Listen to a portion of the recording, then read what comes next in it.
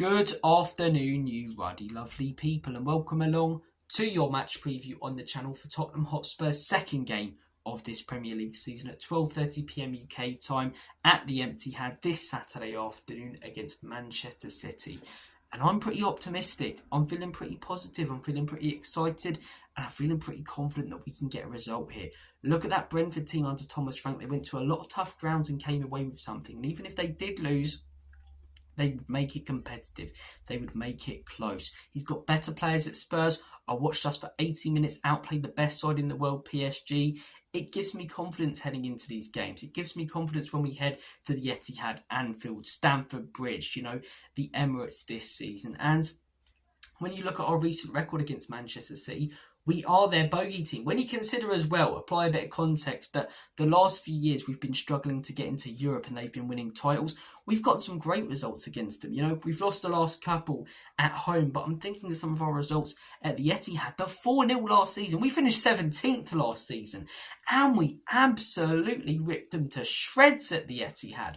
The 3-2 where Harry Kane was man of the match. Under Pochettino even, that 2-1 with the late Eriksen goal. At home, we had that streak of 5 wins in a row where they couldn't even score against us.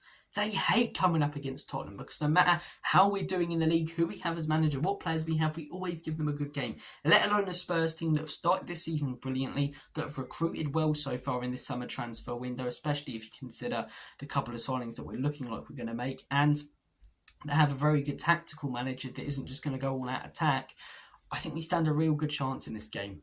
I really, really do. But Manchester City, tactically, they look different. It's only been one game this season, but even in pre-season, playing a lot more transitional football, winning the ball high up, trying to score goals with as few passes as possible. And you can clearly see that Pep Linders is having a massive effect on Guardiola. What do we associate Guardiola's teams with?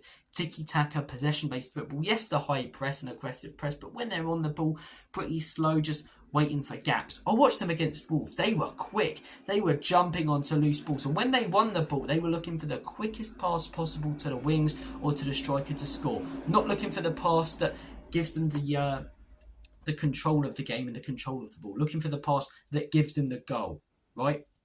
And they've recruited unbelievably well this summer. Now, personally, I don't think they'll win the league this season, but I do think they'll give it a good go. And I think in a couple of years, maybe, next season, Pep Guardiola's last season at the football club, these players really start to shine. Reinders from AC Milan, what a signing that was. In the Club World Cup, he didn't look fantastic, but at AC Milan last season, he looked great. And as I say, playing that transitional game to have a midfielder like him, almost a perfect replacement for De Bruyne. And against Wolves, he was man of the match, in my opinion. Cherki, a very dangerous winger, very similar winger to Riyad Mahrez, loves to cut in. As I say, not the quickest of players, but they've done really well there. Aït-Nouri, good signing. James Trafford, I'm not too sure about him. I think they might sign Donnarumma this summer as well, but yeah, they've done some good business, Manchester City. They've done some good business, some younger players as well that coming straight into the team that are only going to go up and up and up and that have such high ceilings. But yeah, Reinders seems to be their main man. We've recruited pretty well this summer though, to be honest. Paulinho, Kudus, Kota Takai, Eze looks like he's going to come in the door. I don't know too much about Savio for them, but if they sell Savio as well, that Rodrigo deal, I reckon, will happen. So look, they're going to play a bit differently heading into this game. We're going to play a bit differently. It's going to be very different to the Spurs-Man City clashes that we've seen in the last few years. Formation wise, I expect them to set up with a 4-3-3. In Tottenham, I expect it to be a 5-2-3 or a 5-3-2. I'm going to go with a 5-2-3 because that's what Thomas Frank used quite a bit at Brentford when they come up against Manchester City. For me, the back three should be the same back three that started against PSG. Kevin Danzo is your no-nonsense solid defender. Does he ever, do anything fancy? No, but he's a solid centre-back. Like, he's basically a perfect replacement for Davies. When people criticise Davies and chuck him in the same bracket as Dyer and Sanchez, it would really do my head in because Davies is consistently a 7 out of 10. Nothing less, but also nothing more. And sometimes you need that player. I think Danzo will be very consistent and good under Frank, so I think he'll start Van der Ven. I had questions about how well he'll settle into a side where his biggest asset, in my opinion, his recovery pace isn't used as much.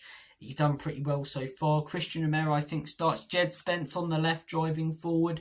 I'm going to go with Porro on the right. A midfield two. I think we need that strength in this game, and I think Frank will see that as well. So Paulinho and Pape Matar sort of as the box to box. They're playing a double pivot. And then I'd say the front three have Johnson giving you that pace on the left. Because Man City are playing a more transitional game. You'll want to catch them out with that pace. I'm saying Kudus on the right to provide you with a bit of creativity. And in my opinion, Richarlison has to start looking at his performance against Burnley and against PSG. You look at our 2 games so far this season. PSG, a lot of long balls forward, a lot more direct. Burnley, a lot more sideways passing, taking our time. I expect this game to be a lot more similar to the one against PSG, where we're a lot more direct. Do I think we have the players to hang on if we get a lead, though? No. I don't think we win this game. I think the Etihad atmosphere gets on top of us a bit. It's still very early in Thomas Frank's tenure, so hasn't had too much time to implement this style. Don't know what that was. Hasn't had too much time to implement this style, but I do think we will make it difficult. And I don't see us losing when you look at the results that he got at Brentford against Man City. So I'm going to predict a 2-2 draw. I'm going to say Spurs take the lead, Man City equalise, Spurs take the lead again, and City get a late equaliser, 85th to 90th minute.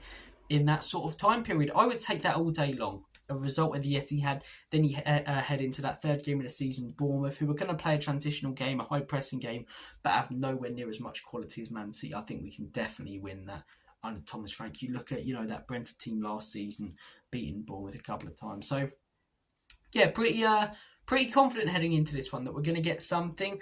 And one thing I'm almost 95% sure of, can't say 100 yet because I've only seen a couple of competitive games for Spurs under Frank, but is that we're going to be competitive. As I say, in these games where we just look out of it, the games against your Chelseas, your Man Cities, your Liverpools, your Arsenals, home and away, I think we'll look very much in them this season. I think we'll get a lot of points from them. So 2-2 draw is my prediction. Manchester City looking good so far this season. Pep Lijnders definitely influenced the way they're playing. Some good recruitment, but I do think Spurs will be a tricky and tough test for them. And I do think it's the mental side of things as well for Manchester City of coming up against Tottenham. It's like, oh no, Pep Guardiola's even said it before, why Spurs? Man, we make it really difficult for them. So 2-2 draw for me.